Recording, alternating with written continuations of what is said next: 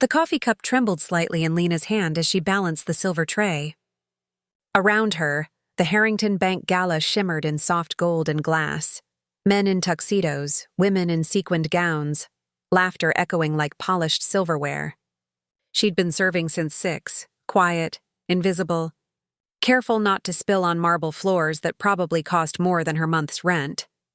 She stepped toward a group of executives clustered near the stage, their badges gleaming with titles: senior partner, chief investment officer, words that sounded like entire worlds away from her own. The banker leading the group, Charles Whitmore, tall and sharp in a navy suit, caught her eye as she passed. "Another refill, sir?" she asked gently. He smiled, not kindly.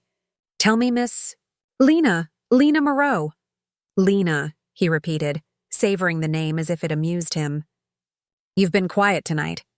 Must be tiring working these events. Ever dream of something bigger?" She hesitated, thinking it a genuine question. "I used to," she said.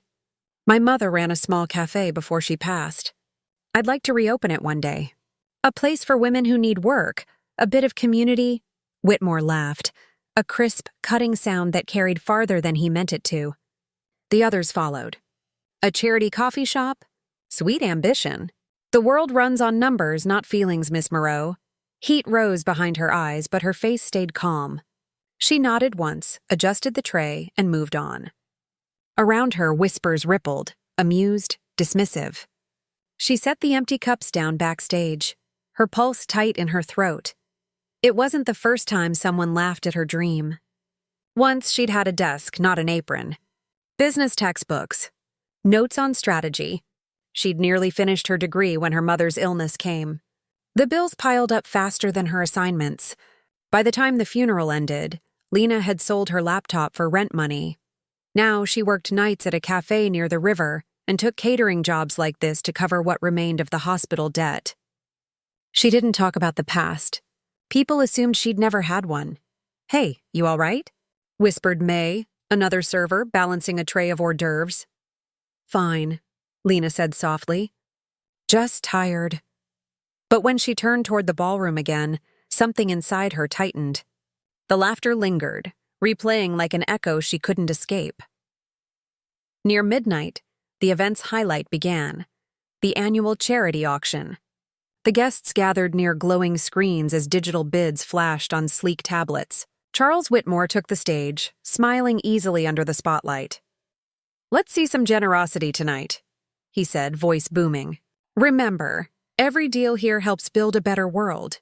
Lena carried coffee across the back of the room. The irony stung. She'd just been told her dream of helping others was naive.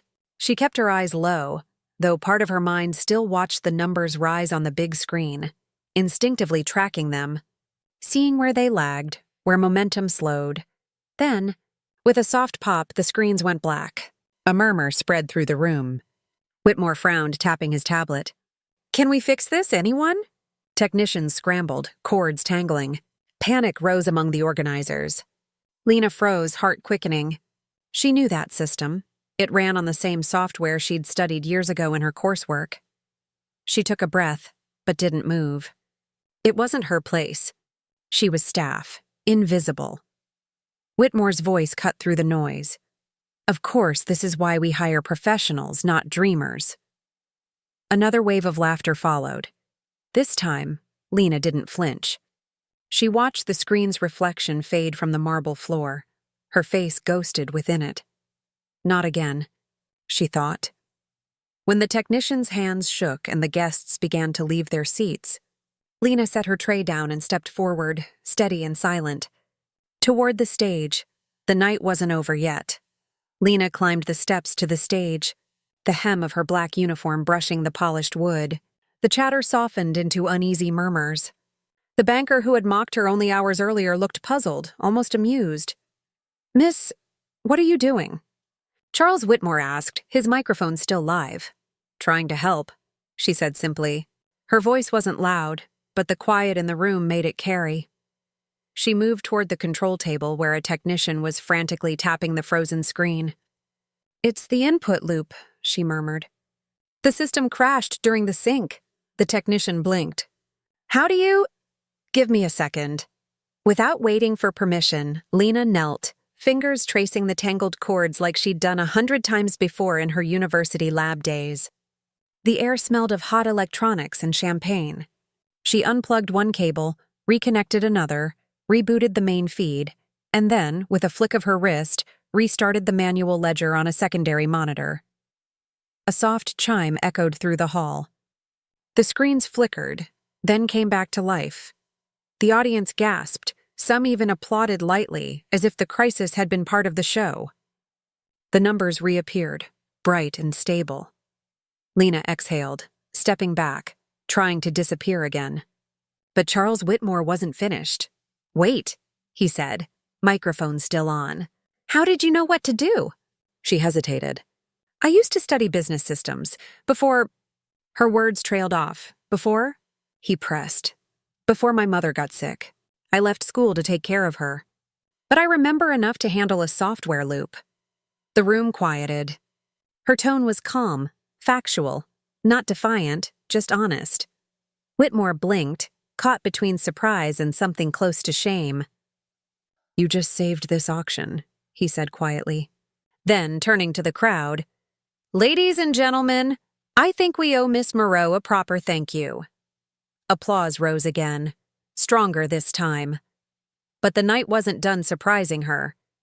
When the auction resumed, one of the donors, Mrs. Alden, the elderly woman who had watched Lena all evening with kind eyes, stood and said, "Mr. Whitmore, I'd like to add a new item to the final bidding."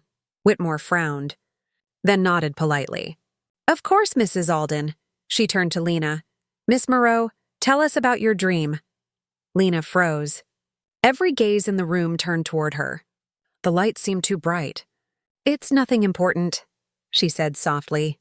"Humor me," Mrs. Alden said, smiling. Lena took a breath. "It was my mother's dream, really. A small cafe.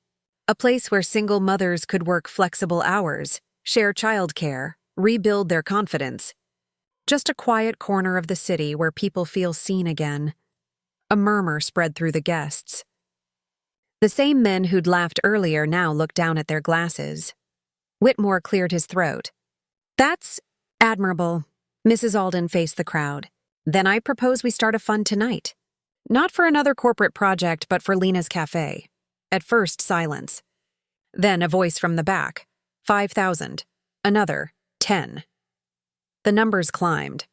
Soon, the figures on the screen doubled what the event had raised all night. Whitmore stared, speechless. He turned to Lena. "Looks like your idea just became the biggest deal of the evening." Lena stood there, hands trembling slightly, the applause swelling around her. She didn't cry, didn't speak, just smiled, small, genuine, disbelieving. Later, when the guests had gone and the hall was half dark, Whitmore approached as she wiped the last table. "You know," he said quietly, "I was wrong earlier." She didn't look up. "Most people are at some point." He gave a short, awkward laugh. "If you ever need investors, you have my number." Lena smiled faintly, still polishing the table. "Maybe I'll call. But I think I'll start small. That's how lasting things grow." He nodded, unable to meet her eyes, and left. The chandeliers dimmed to soft amber. Lena stood alone in the vast hall. Through the tall windows, the city lights flickered like 1,000 quiet promises.